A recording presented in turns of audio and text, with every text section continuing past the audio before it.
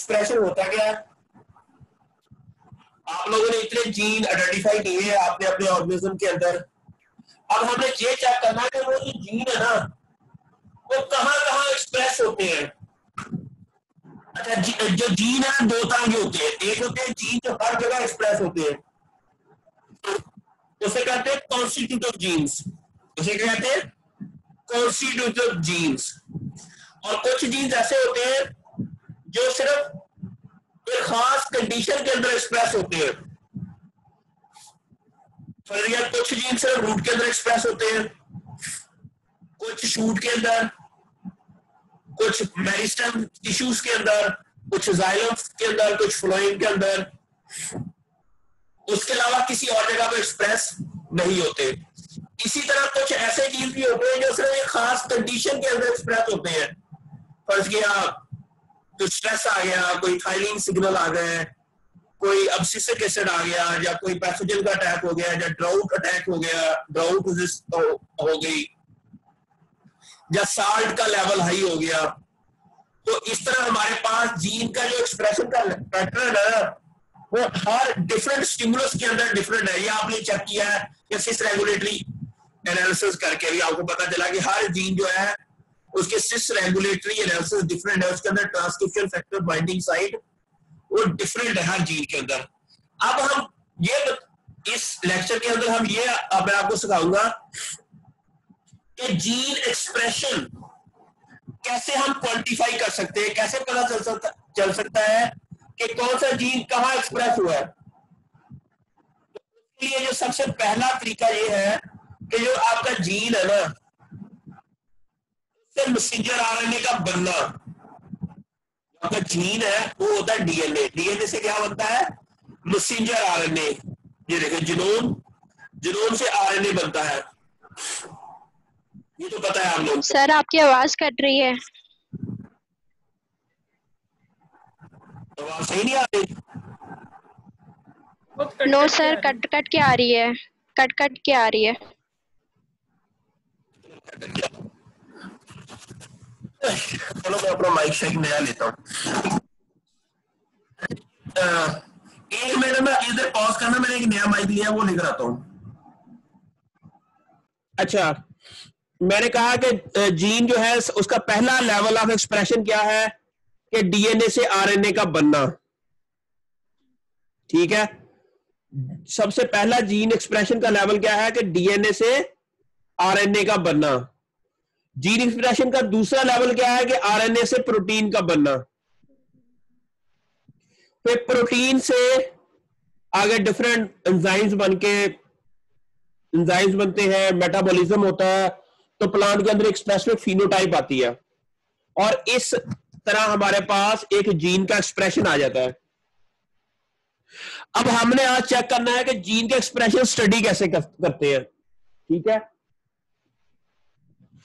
सबसे पहले पहला लेवल जो है ना जीन एक्सप्रेशन का वो है आरएनए का एनालिसिस।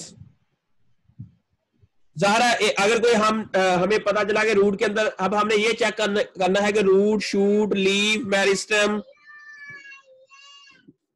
और इन सब के अंदर कहां जीन एक्सप्रेस हो रहा है।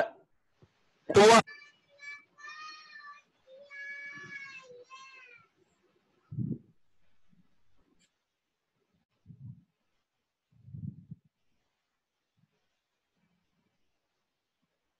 सर आपकी आवाज नहीं आ रही।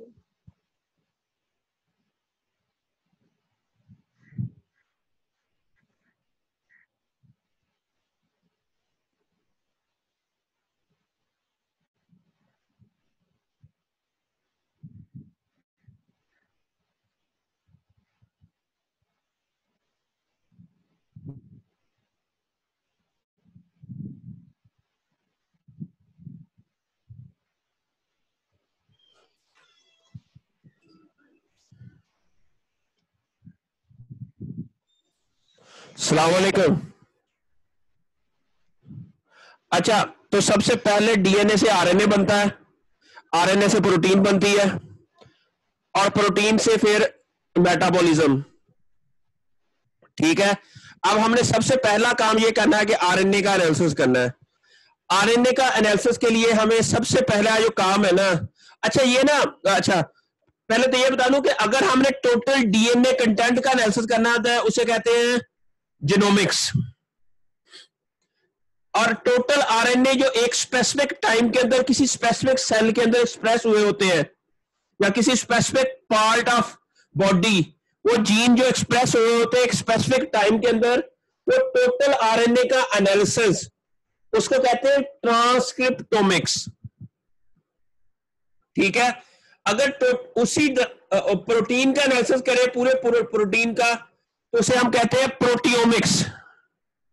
इसी तरह जो डिफरेंट इंटरेक्शनल स्टडी हो रही है, मेटाबॉलिज्म हो रहा है, उसे हम मेटाबोलोमिक्स भी कहते हैं और इंटरेक्टोमिक्स भी कहते हैं। अच्छा, हम और इस सारे को हम सिस्टम बायोलॉजी कहते हैं, जिसके अंदर हम पाथवे स्टडी करते हैं, मॉलिक्यूलर टारगेट्स मालूम करते हैं, और हम ये चेक करते हैं कि हमारी बॉडी के अंदर या प्लांट की बॉडी के अंदर कौन सी चीज ज्यादा एक्सप्रेस हो रही है, कौन सी कमी है।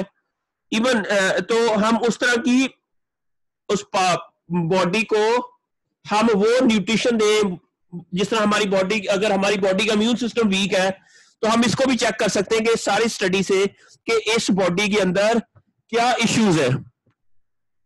अच्छा, लेकिन आज हम कहेंगे कि सबसे पहले अगर हम आरएनए का एनालिसिस करना है तो वो कैसे करेंगे।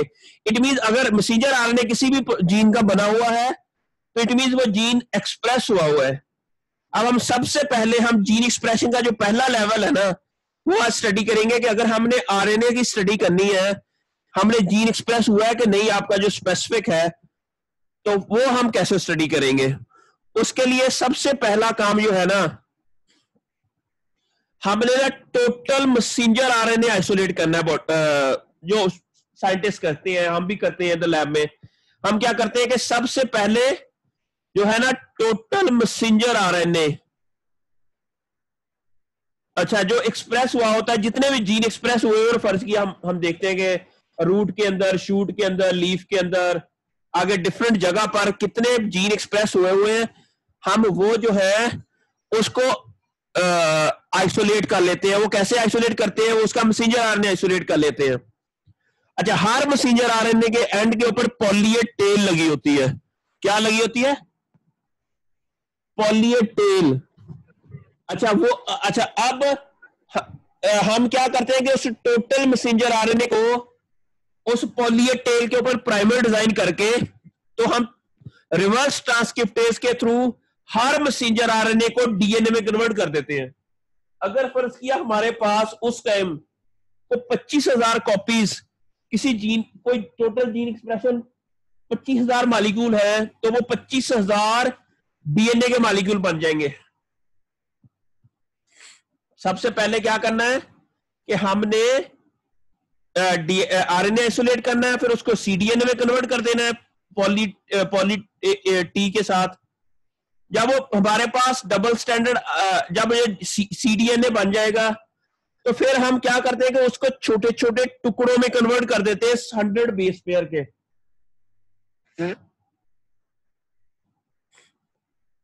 अच्छा, तो अब यहां तक कोई कंफ्यूजन है किसी को? हाँ जी बच्चों, किसी को कुछ समझ नहीं आई हो? हसीब, नोमान। सर ये पॉली ए टेल की अटैचमेंट का जरा बता दें। अच्छा, पॉली ए टेल ये होता है कि हर मैसेंजर आरएनए जब बनता है ना, जब डीएनए से ट्रांसक्रिप्शन होती है, जो भी ट्रांसक्रिप्शन होती है, हर ट्रांसक्रिप्शन जो होती है उसके मैसेंजर आरएनए के साथ पॉली ए टेल लग जाती है। A adenine adenine adenine adenine adenine adenine adenine, ये आपके ना जहां पर स्टॉप कोडॉन होता है ना, उसके साथ पॉली ए टेल लग जाती है हर मैसेंजर आरएनए के साथ। ये क्या करती है कि ये poly A tail messenger RNA को डिग्रेड होने से बचाती है। स्टॉप कोडॉन की तरफ पॉली ए टेल लग जाती है, और यहां पर स्टार्ट कोडॉन होता है एटीजी, वहां पर एक और मॉलिक्यूल लग जाता है जिसे कहते हैं मिथाइलेटेड गुआनिन, एक और सीक्वेंस होती है वो ऐड हो जाती है। ये दोनों सीक्वेंसेस जो हर मैसेंजर आरएनए के साथ अटैच होती हैं, वो मैसेंजर आरएनए को स्टेबलाइज करती है। स्टेबलाइज इस तरह, क्योंकि जब आरएनए ने साइटोप्लाज्म में जाना है ना प्रोटीन सिंथेसिस के लिए, तो उसको बहुत ट्रैवल करना पड़ता है। वो ट्रैवल कैसे करता है? कोई मैसेंजर आरएनए से वो न्यूक्लियर मेम्ब्रेन को क्रॉस करता है, फिर साइटोप्लाज्म में आता है, फिर साइटोप्लाज्म के कितने ऑर्गेनल क्रॉस करके वो राइबोसोम में पहुंचता है। जब वो राइबोसोम में पहुंचता है उस टाइम तक बहुत ज्यादा उसके दुश्मन होते हैं आरएनए के, तो इसलिए आरएनए अपने आप को प्रोटेक्ट करने, ये समझो आरएनए की एक शील्ड होती है जो पॉली ए टेल होती है उसके साथ लगी हुई। अच्छा, और ये एक अच्छा मौका है कि अगर हमने टोटल आरएनए जो एक्सप्रेस हुए हैं उसको डीएनए में कन्वर्ट करना है ना, तो हम उस स्पेसिफिक पॉली टी ए के कंप्लीमेंट्री क्या होता है? ये पता है कि ए का कंप्लीमेंट्री क्या होता है? सेकंड सेमेस्टर वालों, यस सर, टी आता है। हाँ, हम इसका ना कंप्लीमेंट्री टी वो यहां इसके प्राइमर डिजाइन करके समझो हम तमाम मैसेंजर आरएनए जो इस टाइम एक्सप्रेस हुए होते हैं उसको हम डीएनए में कन्वर्ट कर देते हैं। फर्ज किया हमारे पास हमने रूट में से डीएनए आरएनए आइसोलेट किया, अब देयर इज अ पॉसिबिलिटी के 40,000 मैसेंजर आरएनए के मॉलिक्यूल उस टाइम एक्सप्रेस हुए हों। ठीक है, अब हम क्या करते हैं कि उसको 40 के 40,000 मॉलिक्यूल को हम पहले आरएनए आइसोलेट करके फिर उसको डीएनए में कन्वर्ट कर देते हैं। अच्छा, अब आपने क्वेश्चन ये नहीं किया कि आरएनए को डायरेक्ट एनालाइज क्यों नहीं करते, हम डीएनए में क्यों कन्वर्ट करते हैं? क्योंकि आरएनए बहुत जल्दी डिग्रेड हो जाता है। ठीक है, इसलिए उसको डीएनए में कन्वर्ट करते हैं ताकि हमारा जो आरएनए है ना, क्योंकि जब तक एनालिसिस करेंगे तो शायद वो डिग्रेड हो जाए। ठीक है, इसलिए डीएनए वो एक स्टेबल मॉलिक्यूल है, वो जल्दी डिग्रेड नहीं होता। जब आरएनए से डीएनए बनता है इसका मतलब ये होता है कि वो आरएनए ही होता है और एग्जैक्ट उसी की कॉपी बन जाती है। अच्छा, और दूसरा जब सीडीएनए, इसको सीडीएनए कहते हैं, इसे क्या कहते हैं? सीडीएनए, डबल स्टैंडर्ड सीडीएनए होता है वो जो आरएनए से डीएनए बनता है। अच्छा, और उसके अंदर सिर्फ एक्सोन्स होते हैं, इंट्रॉन नहीं होते, क्योंकि जब मैसेंजर आरएनए बनता है सबसे पहले तो उसके बाद उसमें से इंट्रॉन रिमूव हो जाते हैं, फिर एक्सोन्स रह जाते हैं। जब सीडीएनए बनता है, मैसेंजर आरएनए से डीएनए बनता है, तो वो सिर्फ एक्सोन्स होते हैं, उसके अंदर इंट्रॉन नहीं होते। ये कंफ्यूजन किसी को दूर हुई कि नहीं? यस सर, हो गया क्लियर। अच्छा, अब क्योंकि आरएनए का मॉलिक्यूल बहुत बड़ा होता है, पॉसिबिलिटी है कि कुछ मैसेंजर आरएनए का मॉलिक्यूल 1500 बेस पेयर का हो, कुछ मैसेंजर आरएनए का मॉलिक्यूल 700 बेस पेयर का हो, कुछ 2000 बेस पेयर का हो। जिस तरह आपने अभी देखा है कि सीडीएस की सीक्वेंस अक्सर की मैसेंजर आरएनए की लेंथ चेंज होती है हर और डिफरेंट होती है। तो हम क्या करते हैं कि इस सारे जो मैसेंजर आरएनए है ना उसको ना एक साउंड वेव्स देते हैं। जब डीएनए आइसोलेट आरएनए से सीडीएनए बनाते हैं ना, तो उसको फिर ना हम साउंड वेव देते हैं। जब उसको साउंड वेव देते हैं तो तमाम मैसेंजर आरएनए के मॉलिक्यूल जो है ना वो छोटे छोटे टुकड़ों में कन्वर्ट हो जाते हैं, और वो टुकड़े नॉर्मली 100 बेस पेयर के सिर्फ होते हैं। क्या होते हैं? 100 बेस पेयर के वो छोटे छोटे टुकड़े जो है वो तमाम के तमाम मैसेंजर आरएनए के मॉलिक्यूल से बन जाते हैं। अच्छा, और ये जो 100 बेस पेयर के छोटे छोटे टुकड़े हैं ना, इसको फिर हम सीक्वेंस कर लेते हैं। ठीक है, जब इसको सीक्वेंस करते हैं तो इसको कहते हैं रीड। ये क्या है? ये एक रीड होती है। 100 बेस पेयर की क्या होती है? एक रीड। ठीक है, 100 बेस पेयर की एक रीड। अब मैं दोबारा से बताता हूं कि सबसे पहले हमने आरएनए आइसोलेट करना है, मैसेंजर आरएनए। अच्छा, अब मैसेंजर आरएनए आइसोलेट करने के बाद उसको पॉली टी लगानी है। ये प्राइमर्स है, वो क्या करते हैं कि उसको आरएनए को डीएनए में कन्वर्ट कर देते हैं, पीसीआर टाइप लगाते हैं, रिवर्स ट्रांसक्रिप्टेज पीसीआर कहते हैं उसको। अच्छा, उससे क्या होता है कि जो जितने आरएनए वो डीएनए में कन्वर्ट हो जाते हैं, वो उस डीएनए के मॉलिक्यूल को फिर हम क्या करते हैं, छोटे छोटे टुकड़ों में कन्वर्ट कर देते हैं, और नॉर्मली वो टुकड़े होते हैं 100 बेस पेयर के। फिर वो फर्ज किया हमारे पास अगर 2500 मॉलिक्यूल है ना मैसेंजर आरएनए का। अच्छा मुझे अब मैं थोड़ी सी एक कैलकुलेशन करूंगा।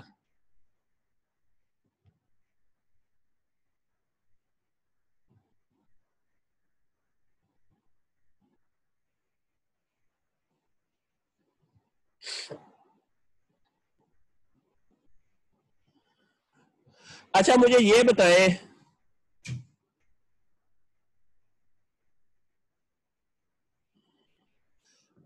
अच्छा अगर हमारे पास 1500 बेस पेयर का मैसेंजर आरएनए का मॉलिक्यूल हो,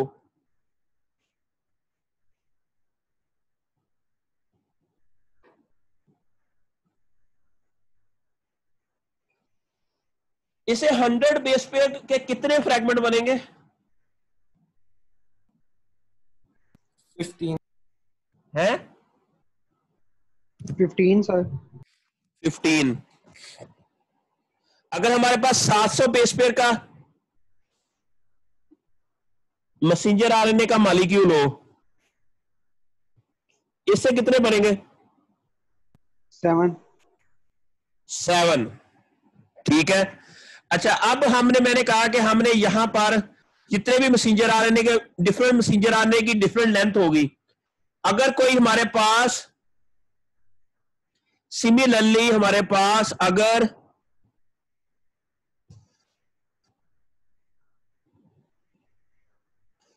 2000 बेस पेयर मैसेंजर आरएनए होगा तो उससे हमारे 20 बन जाएंगे। अच्छा ये बात हो गई समझ। अच्छा उससे 20 जो 100 बेस के पेयर के मॉलिक्यूल बनेंगे तो फिर वो 20 की 20 जब सीक्वेंस हो जाएंगे तो हमारे पास 20 फाइल बनेंगी। जब सीक्वेंस होके हमारे पास डाटा आएगा वो 20 के 20 फाइल होंगी। मशीन क्या जी सर। करेगी? वो 20 फाइल जनरेट कर देगी। ठीक हो गया? ये बात समझ आ गई? जी सर। अच्छा इसी तरह अगर 700 बेस पेयर का मैसेंजर आरएनए का मॉलिक्यूल है, उसके एक मॉलिक्यूल की 7 फाइल बनेगी।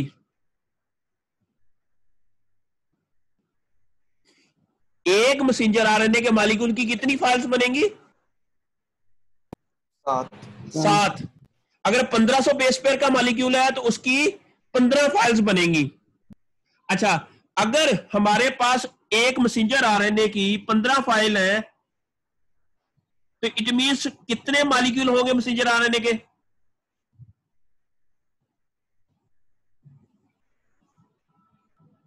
एक। क्योंकि एक 1500 बेस पेयर का जो मॉलिक्यूल है वो 15 उसके 100 बेस पेयर के फ्रेगमेंट बने। जब वो सीक्वेंस हुए, सीक्वेंस हो गए 15 फाइल हमारे पास आई तो कितने मॉलिक्यूल होंगे? 1। इसी तरह अगर हमारे पास 700 बेस पेयर है और उसकी 7 हमारे पास फाइल्स आएंगी तो फिर एक मॉलिक्यूल बनेगा उसका। इसी तरह अगर 20 फाइल्स आएंगी तो 2000 बेस पेयर का एक मॉलिक्यूल बनेगा। इस बात की समझ किसको आई है? आगे सर समझ। अच्छा अच्छा इट मींस दैट अगर हमारे फर्ज किया हमारे पास 2 जीन है, जीन 1 एक है जीन 2। अच्छा जीन 1 की जो लेंथ है वो है 1200 बेस पेयर और जीन 2 जो है उसकी लेंथ है हमारे पास 600 बेस पेयर।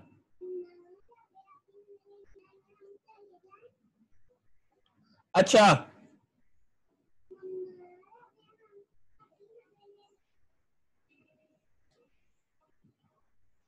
जाओ। अच्छा 1200 बेस पेयर है तो उसके कितने मॉलिक्यूल होंगे? 6 नहीं 12 सॉरी 12 होंगे इसके। और 600 बेस पेयर के कितने होंगे? 6। ठीक है। लेकिन अगर हमारे पास दोनों के हमारे पास मॉलिक्यूल आते हैं 200, इसके भी 200 आते हैं और इसके भी 200 फाइल्स बनती हैं, तो किसका एक्सप्रेशन ज्यादा है? इक्वल है दोनों का। इक्वल कैसे हो सकता है? सर इक्वल मॉलिक्यूल्स आए ना।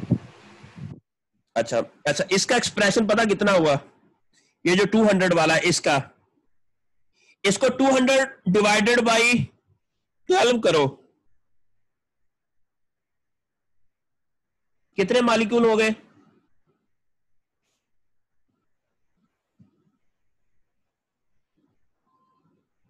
बच्चों बताओ, 200 डिवाइडेड बाई 12 16.67। कितने? 16.67।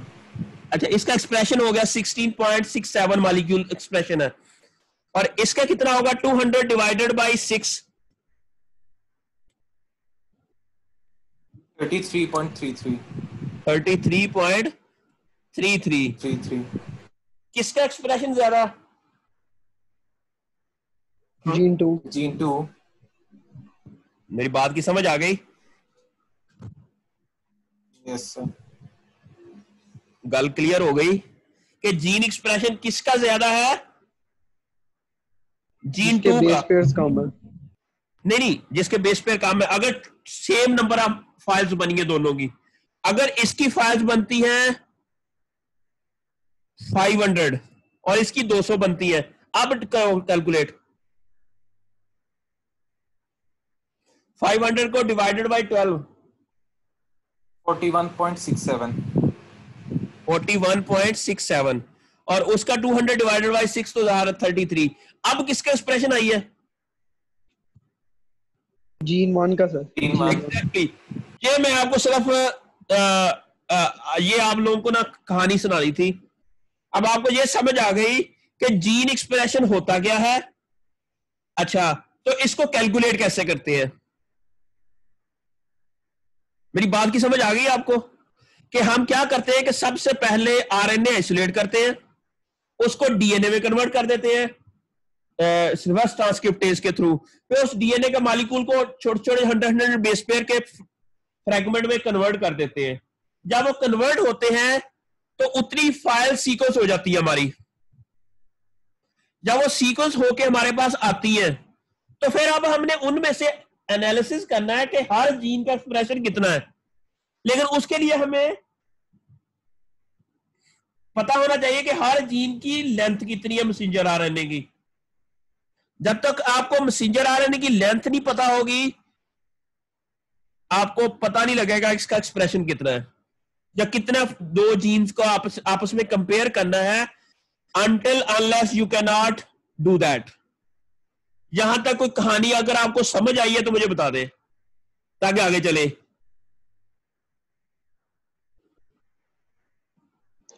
आगे सर समझ। सबको आ गई? मुबीन आ गई है? जी सर। अच्छा चलें, गुड हो गया। अच्छा, अब है नेक्स्ट। अब नेक्स्ट ये है कि ये हमारे पास जीन एक्सप्रेशन का लेवल आ गया और बाकी बच्चे किधर रह गए? आगा आप सर तीन। मैं ही बोल रहा था। सर अच्छा मैं ही बोल रहा था। अच्छा, वो बाकी लड़कियां किधर रह गई? भाग गई? पता नहीं सर, आज ऑनलाइन नहीं है। चले कोई नहीं। अच्छा, ये रिकॉर्ड कर रहा है, इंशाल्लाह फिर मैं भेज दूंगा सबको। अच्छा, अब यहां तक आप लोगों को समझ आ गई, सबको मुबीन ये सारे। अब आप लोगों ने क्या करना है? अच्छा, अब नेक्स्ट क्वेश्चन ये है कि हमें ये फाइल कहां से मिलेंगी, आरएनए सीक एनालिसिस वाली। अब हमें कैसे पता चलेगा कि कौन सा जीन कहां एक्सप्रेस हुआ है? पहले आपको ये बेसिक अंडरस्टैंडिंग समझ आ गई अब आपको। अच्छा, अब ये देखें। अच्छा, अब लेकिन ये जो है ना काम नॉर्मली हम लैब में करते हैं, ठीक है।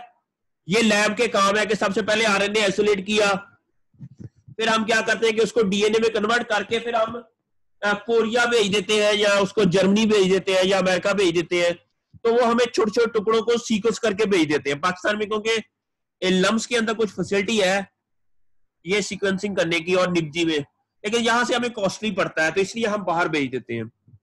लेकिन क्योंकि अभी जिन क्रॉप्स के ऊपर काम कर रहे हैं आप लोग, इसके ऊपर हमने काम नहीं किया हुआ, सिट्रस के ऊपर, अब हम क्या करेंगे कि लोगों ने ना इसके ऊपर काम किया हुआ है कि उन्होंने अपना आरएनए आइसोलेट किया, रूट का, शूट का, लीफ का, उन्होंने फर्ज किया प्लांट को कुछ स्ट्रेस दिया, उसका ड्राउट स्ट्रेस दिया, और उसके बाद अब उन्होंने ये चेक करना था कि उसके अंदर ड्राउट रिलेटेड जीन कौन से एक्सप्रेस हुए हैं।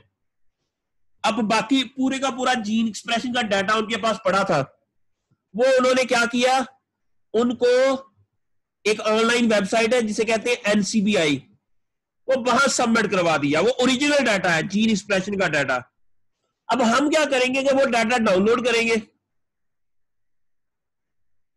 और उसमें से हम अपने जीन तलाश करेंगे, जो अभी आप लोगों ने जो एनपीआर जीन्स है ना, जो उसको तलाश करेंगे कि वो कहां कहां एक्सप्रेस हुए हुए हैं। ठीक है, तो उससे हमें यह अंदाजा हो जाएगा कि आपका जो एनपीआर जीन है ना, वो रूट के अंदर एक्सप्रेस होता है, वो शूट के अंदर एक्सप्रेस होता है, वो लीफ के अंदर एक्सप्रेस होता है, वो फ्लावर के अंदर, मेरिस्टेम के अंदर, जाइलम के अंदर, फ्लोएम के अंदर। ये सारा डाटा आपको इंटरनेट से मिल जाना है, लेकिन आपने उस डाटे में से अपना जीन तलाश करना है और उसको फिर ग्राफिकल रिप्रेजेंटेशन देनी है। गल समझ आई बच्चों? Hello, everyone is clear? यार बता ही नहीं रहा है। चले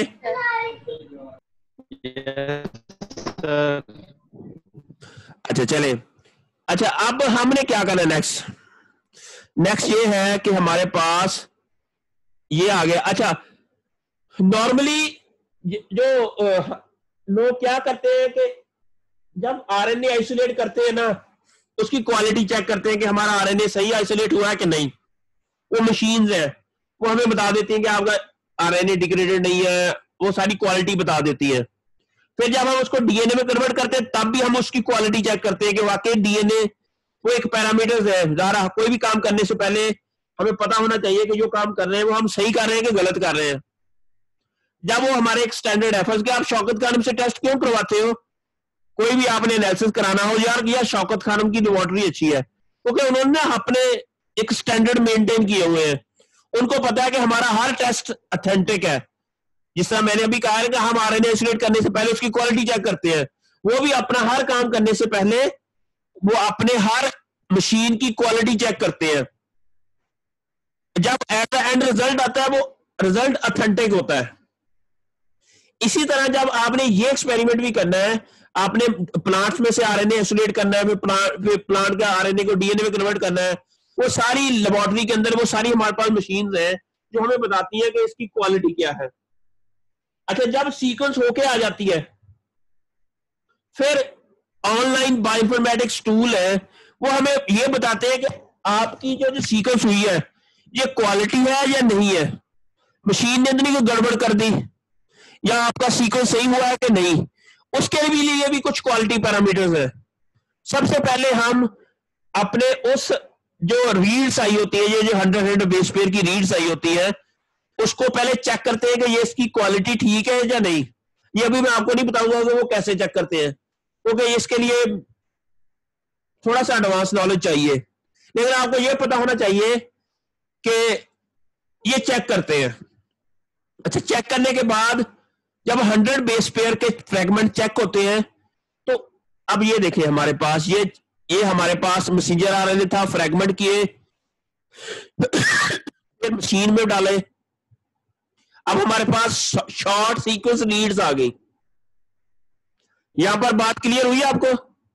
मैसेंजर आरएनए था, रिवर्स ट्रांसक्रिप्टेज के थ्रू उसको डीएनए में कन्वर्ट किया, उस डीएनए को फिर छोटे छोटे टुकड़ों में कन्वर्ट किया, फिर उसको फिर हमने मशीन के अंदर डाला, तो हमारे पास शॉर्ट 100 अब एक मैसेंजर आरएनए ये है, एक मैसेंजर आरएनए ये है, दो फर्ज किया, ये तीसरा ये है। ये देखो ग्रीन के कितने 4 मॉलिक्यूल है, ब्लू के कितने ज्यादा है, ये जो ऑरेंज है इसके मॉलिक्यूल कितने हैं, 2। ठीक है, और इस तरह छोटे छोटे उसको टुकड़ों में कन्वर्ट कर दिया। जब आपने टुकड़ों में कन्वर्ट किया, फिर ये मिक्स हुआ, अब रीड्स हमारे पास मिक्स है। अब हमें नहीं पता कि कौन सी रीड किस मैसेंजर आरएनए की है, इससे हमें पता चलेगा जब हमारे पास सीक्वेंस होके आएगी। बच्चों समझ आ रही है यहां पर? Yes sir. अब हमने इसमें से हर मैसेंजर आरएनए के जो मॉलिक्यूल है ना 100 बेस पेयर के, वो अलहदा करने हैं। वो क्या करेंगे, जिस तरह हमने अलाइनमेंट नहीं की थी पहले, हम आप सीक्वेंस को आपस में अलाइन करके देखते हैं कि कितनी होमोलॉजी है। अब इसको हम क्या करते हैं कि हमारे पास होल जीनोम सीक्वेंस जो हमारे पास सीक्वेंस हुआ है ना, हम उसके साथ इसको अलाइन करते हैं। जब अलाइन करते हैं ना तो ये हमें बता देता है, ये देखें, ये एक जीन है, ये दूसरा जीन है, ये तीसरा जीन है, ये चौथा जीन है, ये पांचवा जीन है, ये छठा, ये जो इसके साथ अलाइन हुई ना, ये 100 बेस पेयर की रीड्स है। इसे असेंबली भी कहते हैं। इसे क्या कहते हैं? असेंबल करना। इसे क्या कहते हैं? असेंबल करना। जिस जीन के साथ नहीं मिली हुई रीड्स, इसमें उसका वो जीन एक्सप्रेस नहीं हुआ। मेरी बात की समझ आ रही है बच्चों यहां तक? कि हम क्या करते हैं कि हमारा जो जीन एक्सप्रेस हुआ होता है, उसकी जो 100 बेस पेयर की रीड्स हैं, वो हम अलाइन करते हैं with the genome sequence of the whole genome plants का जो होल जीनोम है।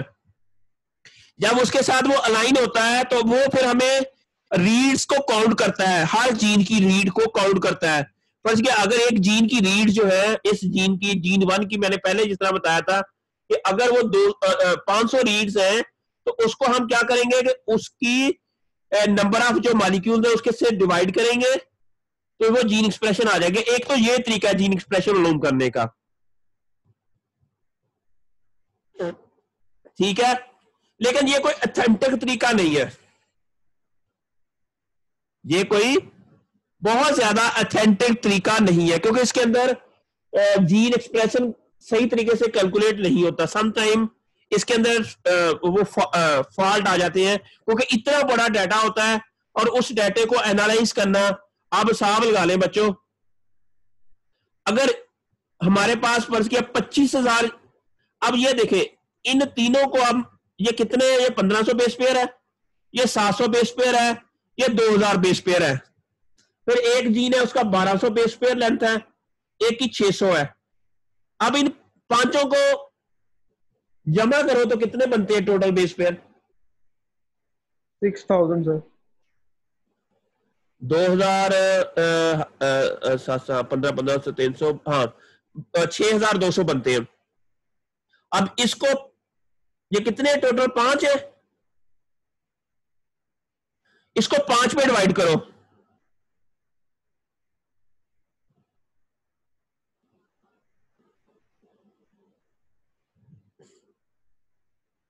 हाँ ये 6000 ही है, सॉरी ये 6000 है।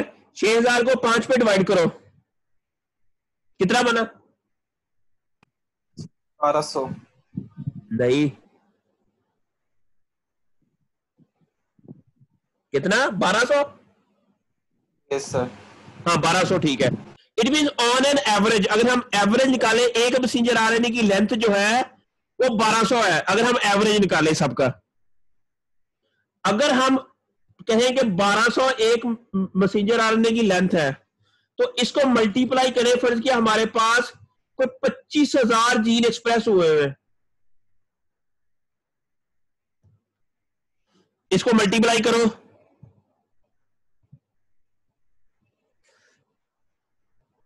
अच्छा, और अच्छा अगर 1200 है तो उसकी रीड्स कितनी बनेगी?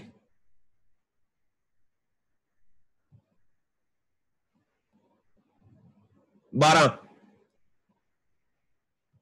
उसकी रीड्स कितनी बनेगी? 12। 1200 को 25,000 से मल्टीप्लाई करो तो कितने बन गए हैं बच्चों? अच्छा 30 मिलियन। अच्छा इस तरह।